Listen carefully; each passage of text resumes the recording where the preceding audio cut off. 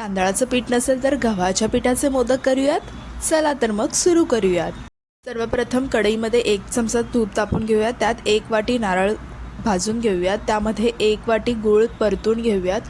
गूळ वितळल्यानंतर त्यामध्ये तुम्ही आवडीनुसार वेलची पूड, खसखस करून घेऊयात। सारण तयार आहे। एका बाउलमध्ये 1.5 कप गव्हाचं पीठ घेऊया। त्यामध्ये 1 चमचा रवा टाकूयात। चवीनुसार मीठ, थोडंसं तूप टाकून मस्त असं पीठ मळून घेऊयात। पीठ जास्त घट्टही नको आणि मऊही नको, मध्यम असलं पाहिजेत। त्यामुळे आपले मोदक एकदम खस्ते होणार आहेत। पीठ मळून झालेलं आहे।